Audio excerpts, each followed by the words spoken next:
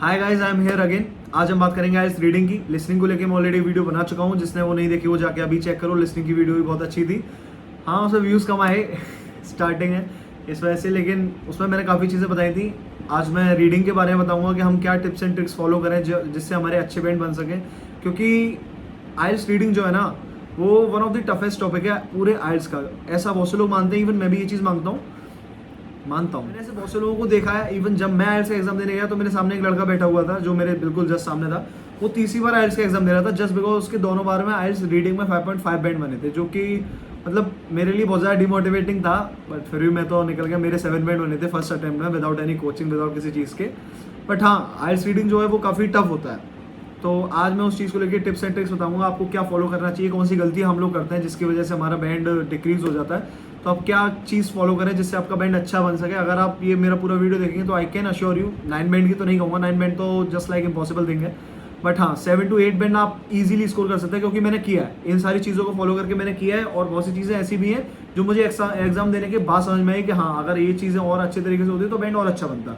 तो आज हम इसी बारे में बात करते हैं फॉर्मेट की। आइल्स रीडिंग का फॉर्मेट कैसे होता है। आई नो जितने भी लोग ये देख रहे हैं मोस्टली लोगों को पता ही होगा कैसा फॉर्मेट होता है, तो फिर भी एक बार रिकॉल कर लेते हैं।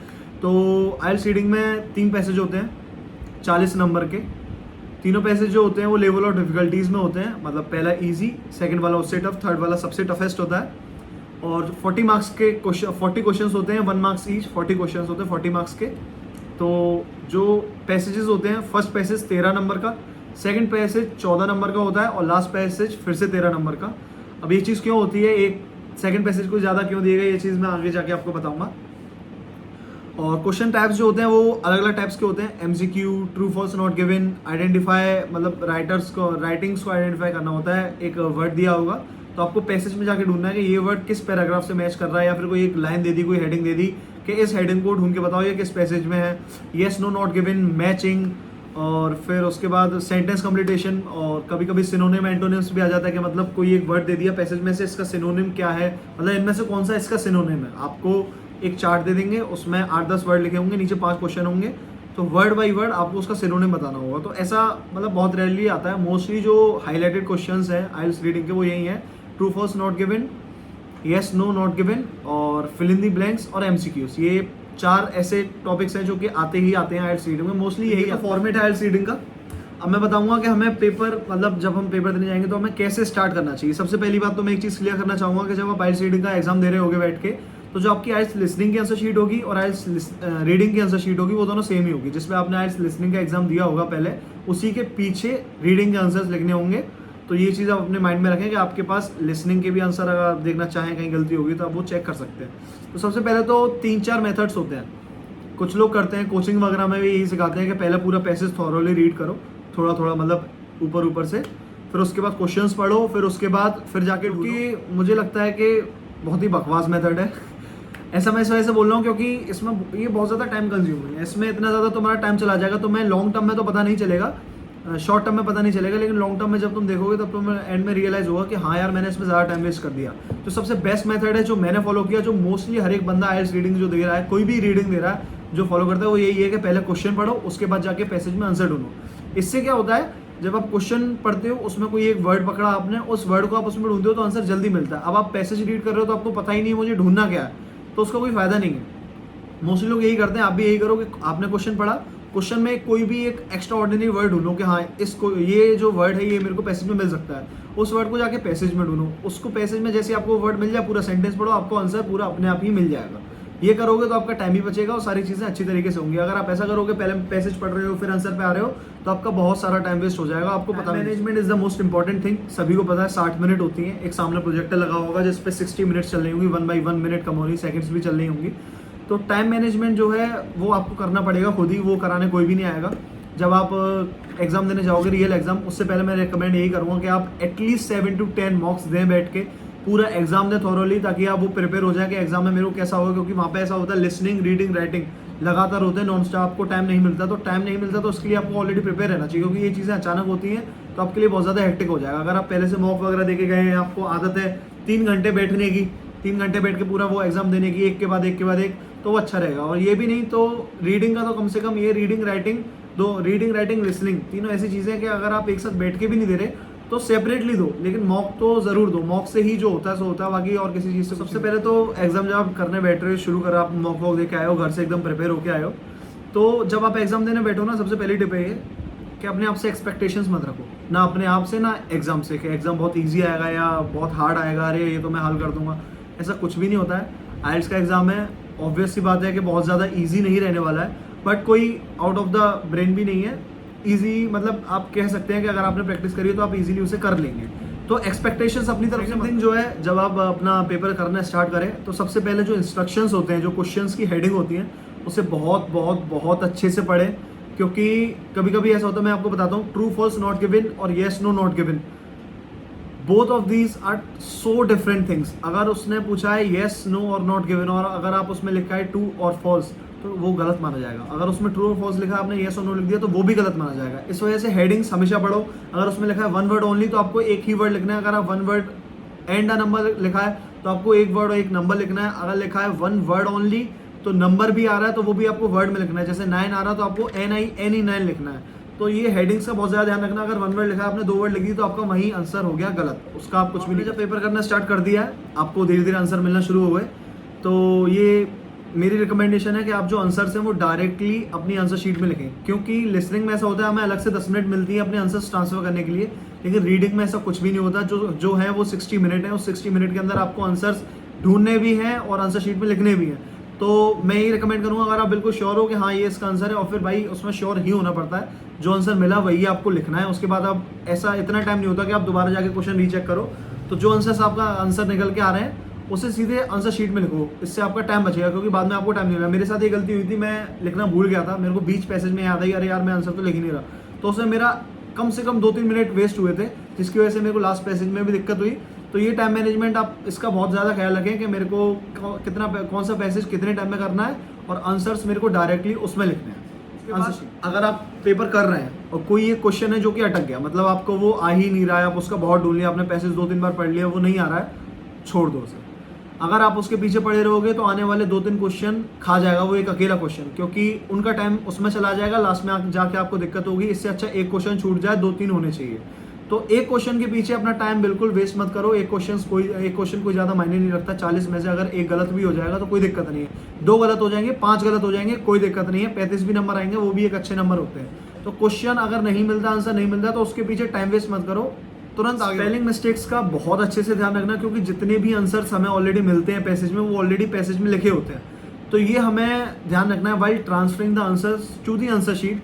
तो हमें ये देखना है एक भी वर्ड कहीं गलत तो नहीं हो रहा, क्योंकि देख के भी तुम सही नहीं लिख पाओगे तो भाई बहुत बहुत ज़्यादा कमी है तुम्हारी, फिर तो कुछ नहीं हो सकता, क्योंकि उसमें ऑलरेडी सारे आंसर्स होते हैं। हमें बस वो कैपिटल लेटर में आंसर शीट में लिखने होते हैं। तो तुम्हें कुछ नहीं करना, बस जाके देखना है कि ये वर्ड है, वो वर्ड टू वर्ड एक एक वर्ड मिला के, और वो रीचेक भी करना है कि मैंने हाँ ये एक भी वर्ड इधर तो नहीं लगा। क्योंकि अगर तुमने कम्युनिकेशन में ए छोड़ दिया, एन छोड़ दिया, कुछ भी कहीं भी आप कैसे भी गलत हो गया ना, तो वो एक वर्ड का भी आपका पूरा नंबर जाएगा। वहाँ कोई ऐसा कुछ नहीं है कि एक वर्ड छोड़ दिया तो पूरा नंबर दे देंगे, ऐसा कुछ भी नहीं है। आधा नंबर का तो सीन ही नहीं है वहाँ पे।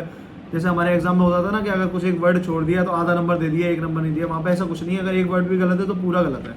और कैपिटल लेटर में लिखना है सब कुछ। ये मैं अपनी लिसनिंग की वीडियो में ही मैंने आपको बताया था, मैं इसमें भी आपको यही रिकमेंड करूंगा कि कैपिटल लेटर में लिखें। अगर आपको दिख रहा है कि हाँ मैं सही तरीके से कर रहा हूँ, तो आप स्मॉल लेटर्स में लिख सकते हैं, इट्स योर चॉइस। बट मेरी रिकमेंडेशन यही है कि कैपिटल लेटर्स में लिखें, क्योंकि उसमें गलत होने के चांसेस 0% हो जाते हैं आपकी राइटिंग को लेके।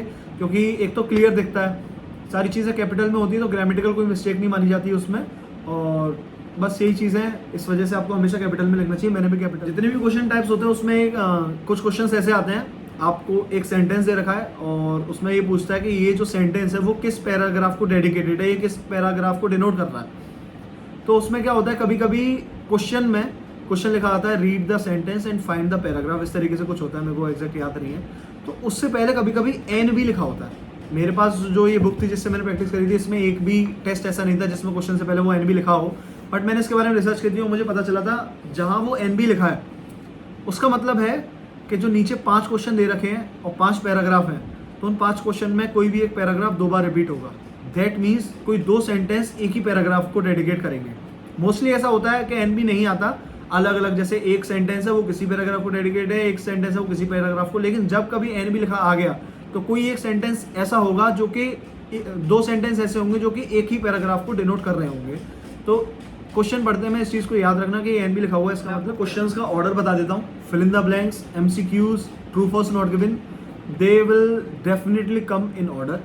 मोस्टली ऐसा ही होता है। फिल इन द ब्लैंक्स में ये सीन होता है, अगर 6 फिल इन द ब्लैंक्स है, पहले का आंसर आपको मिला तो दूसरे का आंसर दूसरे पैराग्राफ में मिलेगा। ऐसा नहीं करना आपको कि पहले का आंसर पहले ग्राफ में मिल गया, पहले का आंसर पहले पैराग्राफ में मिल गया, सॉरी, पहले का आंसर पहले पैराग्राफ में मिल गया, उसके बाद भी आप पहले पैराग्राफ में दूसरे का आंसर भी ढूंढने में लगे हुए हो, तीसरे का भी उसी में ढूंढने में लगे हो, ऐसा कुछ भी नहीं होगा। मोस्टली यही होता है। 5 क्वेश्चन है, 5 पैराग्राफ हैं, अगर 5 क्वेश्चन से 3 पैराग्राफ भी हैं तो जहां पहले का आंसर मिला है उसके बाद ही फिल इन द ब्लैंक्स में दूसरे वाले का आंसर मिलेगा। ऐसा ही होता है ट्रू फॉल्स नॉट गिवन में, और ऐसा ही होता है मोस्टली MCQs में भी कि पहले का आंसर मिलने के बाद आपको सेकंड का आंसर उसके नीचे मिलता है, फिर उसके नीचे। मोस्टली सीक्वेंस में ही होते हैं, डेफिनेटली सीक्वेंस में होंगे। आप प्रैक्टिस करोगे तो भी आपको ये चीज़ रियलाइज हो जाएगी कि हाँ मैं सही है। मैंने आपको ये जो टिप है ये मैंने अभी भी आपको बोलते बोलते बताया था, अभी बोल रहा हूँ कि true false not given and yes and no not given, both are so different things. ये गलती भूल के भी मत करना। येस नो नॉट गिवन लिखा है, तुम ट्रू फॉल्स लेके आए, वहाँ आपका एक भी आंसर नहीं मिलने वाला आपको। भले ही आपने वो सही फाइंड किया हो, फिर भी आपको कोई भी आंसर उसका नंबर नहीं मिलेगा उसका। यार उससे ज़्यादा आपने येस नो की जगह ट्रू या फॉल्स लिख दिया, या ट्रू और फॉल्स की जगह येस नो लिख दिया, तो आपको एक भी आंसर नहीं मिलने वाला, पूरा वो काटा जाएगा। भले ही आपने सही आंसर ढूंढा था, भले ही आपने ट्रू ढूंढा था, लेकिन ट्रू की जगह लिख दिया येस, तो वो गलत माना जाएगा। तो इस चीज़ का बहुत अच्छे से आपको याद रखना है कि येस नो और ट्रू फॉल्स को मिक्सअप नहीं करना है, इन दोनों को सेपरेट रखो। जहाँ येस और नो है, इस वजह से मैं आपसे बोल रहा था कि क्वेश्चंस जो है, हेडिंग्स जो हैं क्वेश्चंस की, उन्हें अच्छे से पढ़ें। तो जहाँ येस एंड नो है वहाँ येस एंड नो लिखें, जहाँ ट्रू एंड फॉल्स है वहाँ। जो मेरी सबसे मोस्ट इंपॉर्टेंट टिप है ना, जिसकी वजह से मेरा 7 मिनट बना, वो वीडियो के लास्ट में बताऊंगा। उससे पहले मैं बता देता हूँ, true and false not given में मतलब बहुत से लोगों को ये दिक्कत होती है, मोस्टली नंबर लोगों के इसमें कट जाते हैं। तो ऐसा क्यों होता है मैं आपको बताता हूँ। ट्रू एंड फॉल्स और नॉट गिवन ये तीनों सेपरेट चीज़ें आराम से समझ में आ रही है। ट्रू का मतलब ये होता है कि कोई सेंटेंस हमें दिया उसने हमसे पूछा, तो ट्रू में तो सीधे सीधे हमें जाके मिल ही जाएगा। अगर वो मैच कर रहा है बिल्कुल वर्ड टू वर्ड मिल गया हमें पैसेज में, इसका मतलब वो ट्रू है। फॉल्स और नॉट गिवन में, नो और नॉट गिवन में जो मेन डिफरेंस यही होता है। जैसे अब एक एग्जांपल मैं लेता हूँ, किसी ने कहा there are 4 girls in this room, there are almost 4 girls in this room, और जो पैसेज है उसमें लिखा हुआ है there are girls in this room.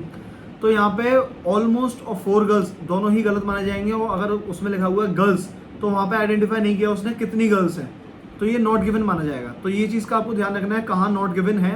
अगर इन्फॉर्मेशन प्रोवाइडेड नहीं है तो आपको नॉट गिवन है। अगर जो सेंटेंस क्वेश्चन उसने पूछा है उसके अपोजिट है, जैसे उसने बोला कि इस ग्लास में 1 लीटर पानी है और उसमें लिखा हुआ है इस ग्लास में 750 ml पानी है, यानी कि वो फॉल्स है। वो क्वेश्चन जो पूछ रहा है वो फॉल्स है। लेकिन अगर वहाँ पे लिखा हुआ है इस ग्लास में 1 लीटर पानी है और उसने सिर्फ पानी ही बोला है, तो वो नॉट गिवन हो जाएगा। तो इस चीज़ का आपको ध्यान रखना है, क्योंकि ये अगर आपने एक बार ये पॉइंट पकड़ लिया, नॉट गिवन और फॉल्स का डिफरेंस आप समझ गए, तो आपका बैंड बहुत अच्छा इंक्रीज हो जाएगा। क्योंकि ये क्वेश्चंस हर पैसेज में 3 पैसेज होते हैं, उसमें मोस्टली 2 बार ये क्वेश्चन रिपीट होता है। ट्रू फॉल्स नॉट गिवन आते ही आते हैं। ट्रू फॉल्स नॉट गिवन आएगा एक येस एंड नो आएगा, या फिर दोनों true false not given yes and no इस तरीके से आ सकते हैं। तो इस चीज़ का आप ध्यान रखें। ये डिफरेंस सबसे लास्ट और अकॉर्डिंग टू मी सबसे मोस्ट इंपॉर्टेंट टिप है, जिसकी वजह से मेरे 7 बैंड बने, वो कि एक तरीके से एक फॉर्मेट भी है, मतलब किस तरीके से एग्जाम करना चाहिए आपको। मैंने किस तरीके से किया, तो मैं मतलब किसी से ये नहीं बोल रहा भाई तुम भी इसी तरीके से करो जैसे मैंने किया, बट अगर अच्छा लगे तो आप कर सकते हो, क्योंकि फ़ायदा ही होगा आपको। ये उन लोगों के लिए मतलब जिनके दिमाग में ये रहता है कि भाई मैं फेल नहीं होना चाहता रीडिंग में, मेरा ऐसा नहीं है कि मेरे को दोबारा आइल्स का एग्जाम देना पड़े, क्योंकि हर किसी के लिए पॉसिबल नहीं होता भाई आइल्स का एग्जाम देना। मेरे लिए भी नहीं था, मैं भी यही सोच के गया था कि डू और डाई वाला केस था कि मुझे या तो करना है या इसके बाद मैं कभी आइल्स दूंगा ही नहीं। तो उसमें मैंने एक फॉर्मेट बनाया था कि 3 पैसेज होते हैं, बोथ मतलब जो फर्स्ट और फोर्थ पैसेज जो होते हैं वो 13-13 नंबर के होते हैं, जो सेकंड पैसेज होता है वो 14 नंबर का होता है। अब ये डिफरेंस क्यों है ये मुझे नहीं पता, आइल्स ने ऐसा क्यों किया, सेकंड पैसेज को क्यों किया, मे बी इस वजह से क्योंकि वो भी चाहते हैं हम अच्छा स्कोर करें। 1 नंबर का बहुत फर्क पड़ता है, अभी मैं कह रहा था नहीं पड़ता, लेकिन पड़ता है। तो सीन कुछ ऐसा है कि आपको क्या करना है, फर्स्ट और सेकंड पैसेज जो होते हैं ना वो होते हैं लेवल ऑफ डिफिकल्टीज में, यानी कि पहला मोस्ट ईजीएस्ट होता है, फोर्थ वाला जो सबसे डिफिकल्ट होता है, और बीच वाला जो होता है वो मॉडरेट होता है, मतलब नॉर्मल, डिफिकल्ट और इजी। तो हम स्टूडेंट्स क्या करते हैं, मैं भी पहले ऐसा करता, जब मैंने आइल्स का मॉक देना शुरू किया था ना, तो मेरा सेम यही था, जो मैं ये गलती करता था, बाद में मेरे को रियलाइज हुई कि ये गलती मैं सुधार सकता हूँ। हम फर्स्ट और सेकंड पैसेज ना बहुत ज़्यादा स्पीड में करते हैं, इतना स्पीड में करते हैं कि पहला पैसेज मेरे को 15 मिनट में निकालना है, दूसरा मेरे को 20 मिनट में निकालना है, लास्ट पैसेज के लिए 25 मिनट बचानी है और लास्ट पैसेज को पूरी अच्छी तरीके से करना है। बट हम ये चीज़ भूल जाते हैं कि अगर हमने पहला और दूसरा जल्दी जल्दी किया तो वहाँ पे भी हमारे नंबर कटे, और लास्ट तो ऑलरेडी डिफिकल्ट है ही, उसमें हमें सारे आंसर मिलने ही नहीं है, ऑलरेडी हमें पता है कि सारे आंसर हमें मिलेंगे ही नहीं, तो फिर हम तो हर तरफ से मारे गए। तो ये गलती आप ना करें, ये गलती मैंने नहीं करी थी। ये चीज़ मैं समझ गया था कि ये एक तरीके से माइंड गेम है। तो मैंने क्या किया, मैंने फोकस किया अपना फर्स्ट और सेकंड पैसेज पे। मैंने एक दिमाग में ये बनाया कि 14 और 13 नंबर, अगर मैं 1 घंटे में ये दोनों पैसेज के 14 और 13 कितने होते हैं यार, 20 नहीं यार 20 भी नहीं होते, 27 होते हैं, सॉरी, हाँ तो 27 होते हैं। तो अगर ये 27 के 27 क्वेश्चन मेरे सही गए, मैंने 1 घंटे में ये मान लो मैंने थर्ड पैसेज किया ही नहीं, एक भी क्वेश्चन नहीं गया उसका, अगर मेरे 27 के 27 क्वेश्चन सही चले गए ना, मैंने उन पर पूरा टाइम दिया और वो इजी थे, उसमें आंसर मिल भी जाते हैं। फोर्थ पैसेज तो भाई ऐसा होता है, मैं तुम्हें क्या होता हूँ, मैं डरा नहीं रहा, बट रियलिटी यही है कि फोर्थ पैसेज में तुम ढूंढते रह जाओगे, दिमाग मारते रहे, तुम्हें आंसर मिलेंगे, तुम्हारी आंखों के सामने आंसर होगा। सिनोनिम भी इस लेवल का होगा कि तुम्हें समझ में नहीं आएगा। मैं उन लोगों की बात नहीं कर रहा जो बहुत ज़्यादा एक्स्ट्रा ऑर्डिनरी भाई, वो तो कुछ भी कर लेते हैं। मैं एवरेज स्टूडेंट्स की बात कर रहा हूँ। मैं एक एवरेज स्टूडेंट हूँ, तो मेरे लिए बहुत ज़्यादा डिफिकल्ट था फोर्थ पैसेज को करना। तो मैंने ये ट्रिक निकाली कि अगर मेरा फर्स्ट और सेकंड ईजीएस्ट है, मैं उसे कर पा रहा हूँ, उसमें क्वेश्चंस भी सही आ रहे हैं, सारे आंसर्स भी मिल रहे हैं मेरे को, मॉक दिया मैंने, तो उसमें मेरे फर्स्ट और सेकंड पैसेज में मतलब 27 में से 26, 27, 26, 27 ऐसा स्कोर बनता था। तो जब मुझे रियलाइज हुआ कि फर्स्ट और सेकंड पैसेज अगर मेरे थॉरोली सही 100% सही चले गए, तो बैंड तो मेरा बन गया, क्योंकि 27, 28 के बिहाफ पे तुम्हारा 6.5 या 7 बैंड बनता है, ज़्यादा मेरा अंदाजा है। ये चीज़ मैं तब बोल रहा हूँ जब बिल्कुल तुम डेडिकेटेड फर्स्ट सेकंड पैसेज पे हो जाओगे, थर्ड पैसेज करोगे ही नहीं। जबकि फर्स्ट और सेकंड पैसेज इस तरीके के होते हैं कि उसमें तुम कितना भी time they low, with in 40 to 45 minutes तुम उन दोनों को खत्म कर ही दोगे। वो इतने मतलब सही होते हैं, उसमें आंसर्स मिल जाते हैं कि तुम उसे आराम से खत्म कर दोगे। यानी कि भले ही तुम्हारे पास 15 मिनट बचे, लेकिन फोर्थ पैसेज के लिए भी कुछ टाइम, थर्ड पैसेज के लिए भी कुछ टाइम। स्ट्रेटेजी एक उन बच्चों के लिए जो कि मेरे जैसे हैं, जिनका मेन एम यही था कि मेरे को आईएएस दोबारा नहीं देना है, एक ही बार में क्लियर करना है। तो इस वजह से मैंने ये फॉर्मेट अपनाया था। आप भी अपना सकते हो अगर आपका भी यही एम है, क्योंकि ऐसा होता है यार, आईएलटीएस रीडिंग जो है ना, वो बहुत ज़्यादा दिमाग से खिलती है। उसके बाद तुम्हारा दिमाग इतना फक्ड अप हो जाता है कि तुम्हें कुछ कर, मतलब राइटिंग में तुम्हारे थॉट्स ही नहीं आएंगे दिमाग में, तो इतना ज़्यादा वो माइंड से खिलती है। तो इससे अच्छा तो यही है कि तुम उसमें सिक्योर बैंड लाओ, एटलीस्ट इतना करके आओ कि तुम्हें 6 बैंड से तो ऊपर ही मिले। अब तुम ज़्यादा करने के पीछे भागोगे कि नहीं मेरे को 8.5 से 9 बैंड लेके आना है, तो ऐसा भी हो सकता है कि कुछ भी ना बने, 5.5 पे रह जाओ और दोबारा आईएलटीएस का एग्जाम देना पड़े। इस वजह से मैं ये रिकमेंड करूंगा, मतलब आपकी अपनी चॉइस है, अगर आपको अच्छा लगे तो आप ये चीज़ अपना सकते हो। पहले 2 पैसेज आराम से टाइम देके, मज़े से पूरा फुल टाइम देके, भले ही 60 की 60 मिनट दोनों पैसेज में चली जाए, लेकिन वो 27 की 27 सही होनी चाहिए। अगर वो 27 सही है तो आपका आईएलटीएस निकलने से कोई नहीं रोक रहा, आपका 6 से ऊपर का बैंड बना। यूनिवर्सिटी 7 का बैंड डिमांड कर रही है, तो आप इंडिविजुअली सबकी प्रैक्टिस कर सकते हैं कि फर्स्ट और सेकंड की, थर्ड की, कि फर्स्ट मेरे को कितनी मिनट में करना है, सेकंड मेरे को कितनी मिनट में करना है। इंडिविजुअली प्रैक्टिस करने से फायदा ये होता है कि आपको एक पैसेज की टाइमिंग मिल जाती है कि मैं पहला पैसेज इतनी देर में निकाल देता हूँ, तो वहाँ पे आपको जरूरत ही नहीं पड़ेगी टाइम की तरफ देखने की। आपको ऑलरेडी अंदाजा हो जाएगा, पहला पैसेज मैंने कर दिया यानी कि इतना टाइम हो गया, दूसरा पैसेज मैंने कर दिया यानी कि इतना टाइम हो गया। तो ये उन लोगों के लिए जिनकी स्ट्रेटेजी मतलब लंबी है, थोड़ी 8-9 बैंड लाने हैं, 7 से ऊपर लाने हैं, और जिन्हें 7 तक आना है, तो भाई तुम टाइम की तरफ देखो ही मत। टाइम की तरफ तो खैर कोई भी नहीं देखे, बट टाइम की तरफ तुम देखो मत। तुम्हें क्या करना है, बस फर्स्ट पैसेज अपना अच्छे से करो, सेकंड पैसेज अच्छे से करो, इंडिविजुअली प्रैक्टिस करो उनकी जाने से पहले, ताकि तुम्हें उनकी मतलब एटलीस्ट फर्स्ट और सेकंड तो ऐसा हो कि उसमें तुम अपना 100% स्कोर कर पा रहे हो। अब तुम फर्स्ट सेकंड में भी 100% स्कोर कर नहीं पाओ, और फिर उसके बाद तुम बाद में कहो कि कर भाई तुमने कहा था कि दोनों करो, तीसरा वाला छोड़ दो। भाई मुझसे मत कहना, मैं पहले ही बता दे रहा हूँ। मेरे कहने का मतलब बस ये है कि फर्स्ट और सेकंड पैसेज इस तरीके से करो कि उसमें तुम 100% स्कोर कर सको। मैंने किया ऐसे, मैंने 100% फर्स्ट और सेकंड पैसेज में, मॉक में भी हमेशा किया था। अब रीडिंग में तो बता नहीं सकता, क्योंकि मेरे पास उसमें ये तो आया नहीं कि तुम्हारे इस पैसेज में इतने मार्क्स थे, इस पैसेज में इतने मार्क्स थे, बट मुझे ये बिलीव है कि रीडिंग में ही मेरे इसी वजह से 7 बैंड बने। तो मैं तुम्हें इस वजह से एक चीज़ रिकमेंड कर रहा हूँ, अपने रिस्क पे। ऐसा मत सोचना भाई मैं ऐसा कुछ तुम्हें धमकाऊँ कर रहा हूँ, बट जो सीन है वो सीन है भाई। कल को लोग आगे कमेंट करें कि तुम्हारी स्ट्रेटेजी के चक्कर में मेरा ये छूट गया, वो छूट गया, तो ऐसा कुछ भी नहीं है। तुम ये स्ट्रेटेजी तभी अपनाना जब तुम 100% श्योर हो कि मैं फर्स्ट और सेकंड पैसेज में 100% स्कोर कर सकता हूँ। मैं श्योर था, इस वजह से मैंने किया। तुम श्योर नहीं हो तो बिल्कुल मत करो, तीनों पैसेज को इक्वली टाइम दो अच्छे से अपने हिसाब से। अगर श्योर हो तो पहले और दूसरे पैसेज में तुम पूरा टाइम भी दे दोगे ना, उसके बाद भी तुम निकल जाओगे, 5.5 बैंड नहीं बनेगा, ये मेरी गारंटी है। अगर नहीं दोगे तो मेरी। आज की वीडियो में यही था, और कोई बात होगी, अगर कुछ ऐसा कुछ टिप्स और होंगी तो मैं वो नीचे कमेंट में कर दूंगा। बाकी अगर आपकी कोई क्वेरी है तो आप मेरे को इंस्टाग्राम पे मैसेज कर सकते हैं, वरना नीचे कमेंट करके मैं कमेंट कर सकते हैं, मैं रिप्लाई कर दूंगा। और आज के लिए इतना ही। बाकी स्पीकिंग की वीडियो अभी आने वाली है, देखते हैं, धीरे धीरे डालेंगे। फिलहाल मैं थोड़ा बिजी हूँ, आईएलटीएस दिया तो भाई कहीं जाने के लिए दिया, थोड़ा प्रोसेस चल रहा है, बताएंगे धीरे धीरे। Okay, piece.